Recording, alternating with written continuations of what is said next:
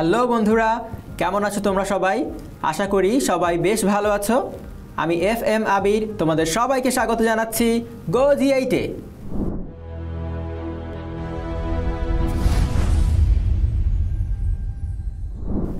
আমাদের আজকের ক্লাসে আমরা একাদশ দ্বাদশ শ্রেণীর উচ্চতর গণিত প্রথম পত্র বইয়ের সপ্তম অধ্যায় অর্থাৎ যৌগিক কোণের ত্রিকোণমিতিক অনুপাত অধ্যায় থেকে কিছু গাণিতিক সমস্যার সমাধান করব। তাহলে চলো বন্ধুরা, আর দেরি না করে শুরু করে দেই আমাদের আজকের এপিসোড। বন্ধুরা, বোর্ডে তোমরা একটি গাণিতিক সমস্যা দেখতে পাচ্ছ। এবার আমরা এই গাণিতিক সমস্যাটি সমাধান করব।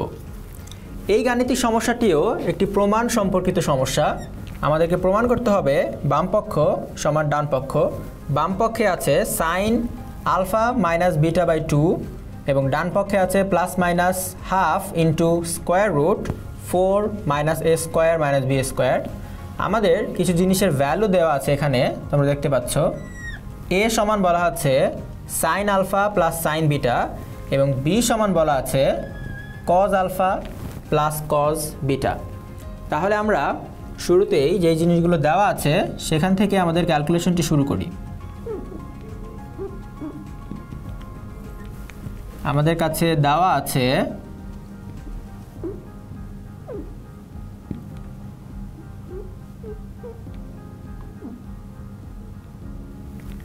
sin alpha plus sin beta is equal to a. Sin alpha plus sin of beta is equal to a. তাহলে এখানে তোমরা দেখতে পাচ্ছ sin a plus sin b, এই সূত্রটি আমরা এখানে ব্যবহার করতে পারবো। আমরা এই পাশে সূত্রটি রিভিউ করে নেই। sin a plus sine of B যদি দেয়া থাকে তাহলে আমরা সূত্রটি জানি 2। যেহেতু সাইন দুই পাশে আছে তার মানে একটা হবে সাইন একটা হবে কজ, প্লাস থাকার কারণে প্রথম টার্মটি হবে sine A plus B by 2 into cos A minus B by 2। তাহলে আমাদের এখানে এ বির জায়গায় এখানে আছে আলফা বিটা। তাহলে খুবই সিম্পলি আমরা ওই সূত্রটি ব্যবহার করব 2 সাইন আলফা প্লাস বিটা দুইটার যোগফল ডিভাইডেড বাই 2 কজ প্রথমটা মানে প্রথম অ্যাঙ্গেল মাইনাস দ্বিতীয় angle divided by 2 is equal to a. তাহলে আমরা এটাকে নাম দিলাম আমাদের 1 নম্বর সমীকরণ। এবার আমাদের আর কি দেওয়া আছে, তাহলে এইটা আমরা এখান থেকে লিখলাম এবং আমরা এইখান থেকে আবার লিখতে পারি cos of alpha plus cos of beta, just like sin cos of beta is equal to দেওয়া আছে আমাদের b। একইভাবে এখানেও আমরা cos alpha মানে cos a plus cos b সূত্রটা ফেলবো। এই সূত্রটা অ্যাপ্লাই করার জন্য আমরা একটু রিভিউ করে নেই।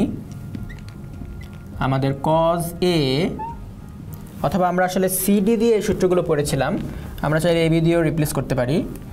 আচ্ছা, cos এর সূত্রটা আমি cd দিয়ে লিখছি। cos c প্লাস আছে তাহলে প্লাস cos d সূত্রটি ছিল, যেহেতু cos তার মানে বোথ টার্ম সেম হবে, হয় দুইটাই cos হবে অথবা দুইটাই sin হবে। যেহেতু প্লাস আছে তাই আমরা জানি দুইটাই আসলে cos হবে। 2 cos দুইটার যোগফল ডিভাইডেড বাই 2 ইন্টু কজ দুইটার বিয়োগফল প্রথম অ্যাঙ্গেল মাইনাস তৃতীয় অ্যাঙ্গেল ডিভাইডেড বাই 2। তাহলে এই সূত্রটি আমরা এখানে অ্যাপ্লাই করব। আমাদের সিডির জায়গায় এখানে আছে আলফা বিটা, তাহলে এখান থেকে আমরা লিখতে পারবো 2 of cos alpha plus beta by 2 দুইটার যোগফল ডিভাইড বাই 2 আর পরের বার হবে দুইটার বিয়োগফল ডিভাইড বাই 2। এবং বিয়োগফলের ক্ষেত্রে প্রথম কোণটি আগে আসবে এবং দ্বিতীয় অ্যাঙ্গেলটি পরে আসবে। শুধুমাত্র cos c minus cos d সূত্রে লাস্টে যে সাইনের টার্মটা থাকে সেখানে দ্বিতীয় অ্যাঙ্গেলটি আগে আসে, প্রথম অ্যাঙ্গেলটি পরে আসে। এছাড়া সবসময় প্রথম অ্যাঙ্গেলটি আগে মাইনাস দ্বিতীয় অ্যাঙ্গেল তারপরে দ্বিতীয় অ্যাঙ্গেল। তাহলে এখানে ফেললাম আমরা 2 cos a alpha plus beta by 2 into cos of alpha minus beta by 2 is equal to b। এটাকে আমরা নাম দিলাম আমাদের 2 নম্বর সমীকরণ। এবার আমরা একটা কাজ করি, আমরা এখান থেকে চাচ্ছি শুধুমাত্র সাইনের ভ্যালু রাখতে, এবং তোমরা এখানে দেখতে পাচ্ছ একটা স্কোয়ার রুট আছে এবং তার আগে আবার প্লাস মাইনাস আছে, তার মানে বোঝাই যাচ্ছে সাইনের ওপরে আসলে স্কোয়ারটি ছিল, সেটাকে উঠিয়ে রাইট সাইডে আনার কারণে এই প্লাস মাইনাস স্কোয়ার রুটটি আসলে এসেছে। তার মানে সাইনের উপর স্কোয়ার ছিল, কিন্তু আমাদের এখানে সাইন বা কস কার উপরে স্কোয়ার নেই, তাহলে আমরা আসলে স্কোয়ারটা আনতে চাচ্ছি। তাহলে আমরা এদেরকে বর্গ করে দেই, 1 নম্বরকে বর্গ করে দেই পুরো সমীকরণকে, 2 নম্বরকে বর্গ করে দেই, দেন দুজনের মধ্যে যোগ বিয়োগ কিছু একটা আমরা করব, দেখা যাক কী করা যায়। তাহলে শুরুতেই আমরা এখানে লিখে ফেলি 1 স্কোয়ার মানে 1 নম্বর সমীকরণের বর্গ, দেন 2 স্কোয়ার 2 নম্বর সমীকরণের বর্গ, দেন চলো এদেরকে আমরা আসলে যোগ করে দিই, যোগ করে দেখি আসলে আমরা কী পাই। তাহলে এখান থেকে আমরা কী পাই তা আমরা ঠিক এখানে লিখছি।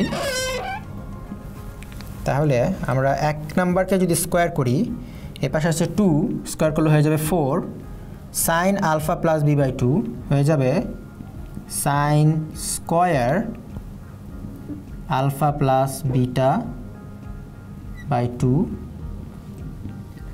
এবং এখানে আছে কজ, তাহলে হয়ে যাবে cos square alpha minus beta by 2, right সাইডে আছে এ, তাহলে এ স্কোয়ার। আমরা যদি একসাথে যোগ করছি দুইটাকে, তাহলে এইটার লেফট সাইড আর এইটার লেফট সাইড কিন্তু আমাদের একসাথে লিখতে হবে, দেন সমান চিহ্ন এইটার রাইট সাইড এটার রাইট সাইড একসাথে লিখতে হবে। তাহলে আমরা এইটাকে যোগ করে দেই, এটারও বর্গ করছি, তাহলে 4 cos square alpha plus beta divide by 2 cos, আমরা এখানে লিখছি cos square alpha minus beta divide by 2, তারপর আমাদের সমান চিহ্ন, দেন এইটার স্কোয়ার যোগ এইটার স্কোয়ার, অর্থাৎ আমরা প্রথম সমীকরণকে স্কোয়ার করেছি, ফলে পেয়ে যাচ্ছি এই অংশটুকু সমান এ স্কোয়ার। দ্বিতীয় সমীকরণকে স্কোয়ার করেছি, তার মানে এই অংশটুকু সমান বি স্কোয়ার, দুইটাকে যোগ করে দিয়েছি, তাই লেফট হ্যান্ড সাইড দুটো একসাথে যোগ হয়েছে ইকুয়াল রাইট হ্যান্ড সাইড দুটো একসাথে যোগ হয়েছে। আমরা স্কোয়ার এবং যোগটা আসলে একসাথে দেখিয়ে ফেলেছি, চাইলে তোমরা আলাদা আলাদাভাবে দেখাতে পারো। এবার দেখো এখানে 4 কমন আসে, এখানে একটা 4 আছে, এখানে একটা 4 আছে, এখানে sine square alpha plus beta by 2 আছে, এখানে তা নেই, তবে এখানে একটা cos square alpha minus beta by 2 আছে, এখানেও দেখো একটা cos square alpha minus beta by 2 আছে। তাহলে আমরা কাজ করি, লেফট হ্যান্ড সাইডে 4 into cos square alpha minus beta divide by 2, অর্থাৎ এই 4 এটা এই 4 এবং এটা, এদেরকে আমরা একসাথে বাইরে কমন নিয়ে আসলাম, ফলে এই পাশ থেকে বা এই টার্ম থেকে যাচ্ছে শুধুমাত্র এই অংশটুকু, এইটুকু আর এইটুকু আমরা কমন নিয়ে বাইরে নিয়ে আসছি। তাই আমরা এখানে পাবো sine square alpha plus beta divide by 2, একইভাবে এখান থেকে এই 4 আর এই অংশটুকু cos square alpha minus beta by 2 আমরা তো বাইরে কমন নিয়ে ফেললাম, এখানে থেকে যায় প্লাস আর এই টার্মটুকু থেকে যাচ্ছে, তাহলে cos square alpha plus beta divide by 2, এবং আমাদের রাইট সাইডে বরাবরের মতোই a square plus B square থেকে গেল। এবার দেখো আমাদের এখানে sine square alpha plus beta by 2 plus cos square alpha plus beta by 2, অর্থাৎ অ্যাঙ্গেলটা same, sine square something plus cos square something. আমরা কিন্তু এটাও জেনে এসেছি sine square theta plus cos square theta, অর্থাৎ অ্যাঙ্গেল থাকবে সেম, এই পাশে সাইন স্কোয়ার এই পাশে কস স্কোয়ার, আলটিমেটলি সেটা কিন্তু 1। তাহলে এই পুরো অংশটুকে থার্ড ব্র্যাকের ভেতরে যে পুরো অংশটুকু সেটি সমান কিন্তু আসলে 1। তাহলে আমাদের কাছে থেকে যাচ্ছে 4 cos square alpha minus beta divide by 2 is equal to, ই থেকে যাচ্ছে এখানে এই অংশটুকু 1 হয়ে গেল, তাই 1 দ্বারা এটা গুণ করলে এটাই থাকে, এবং রাইট সাইডে থাকে এটা আলফা না, এটা আসলে এ স্কোয়ার প্লাস বি স্কোয়ার। এবার আমাদের প্রমাণে সাইন আছে, কিন্তু আমরা আসলে কজে চলে এসেছি, সাইন হারিয়ে ফেলেছি, আমরা সাইন পুরোই ভ্যানিশ হয়ে গেছে। আমরা একটা কাজ করতে পারি, কজ স্কোয়ার সামথিংকে আমরা 1 মাইনাস সাইন স্কোয়ার সামথিং লিখতে পারি। বিকজ এই কজ স্কোয়ার থিটাকে আমরা কি লিখতে পারি, সাইন স্কোয়ার থিটাকে যদি আমরা এই সাইডে নিয়ে আসি তাহলে ultimately minus then sine square theta. তাহলে এই কজ স্কোয়ার সামথিংয়ের জায়গায় আমরা লিখতে পারি 1 মাইনাস সাইন স্কোয়ার সামথিং। তাহলে 4 কজ স্কোয়ার, এটুকুকে আমরা যদি অ্যাঙ্গেল ধরি, কজ স্কোয়ার অ্যাঙ্গেল মানে হচ্ছে 1 মাইনাস সাইন স্কোয়ার ওই সেম অ্যাঙ্গেল, তার মানে alpha minus beta divide by 2 is equal to a square plus B square. এবার আমরা যদি গুণ করে দেই, এখানে থাকে 4 into 1 4 minus 4 into sine square something, এটা হয়ে যাবে 4 sine square alpha minus beta divide by 2 is equal to a square plus B square. পরের ক্যালকুলেশনটুকু আমরা এই পাশে করার চেষ্টা করি। তাহলে এখান থেকে যদি আমরা minus 4 sine square alpha minus beta by 2কে রাইট সাইডে নিয়ে যাই আর এগুলোকে এই সাইডে নিয়ে আসি, তাহলে আলটিমেটলি আমরা পেয়ে যাই 4 minus a square minus B square. এই দুটোকে আমরা এই পাশে নিয়ে আসছি আর এই মাইনাস সামথিং এটুকু আমরা রাইট সাইডে নিয়ে যাব, আমরা পেয়ে যাব plus 4 sine square alpha minus beta divide by 2। এবার আমরা চাইলে 4 দ্বারা, দেখো সাইনের সাথে কিন্তু কোনো কোএফিশিয়েন্ট নেই, মানে 1 আছে কিন্তু এখানে 4 আছে, 4 দ্বারা উভয় সাইডকে যদি আমরা ভাগ করে দেই তাহলে এখানে পেয়ে যাব 1/4 4 minus a square minus B square. এই পাশে শুধু পেয়ে যাব sine square alpha minus beta by 2।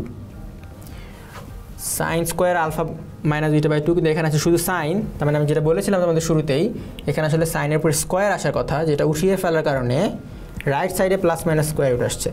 তাহলে এই অংশ থেকে আমরা আমাদের উত্তরটি আসলে পেয়ে যাব।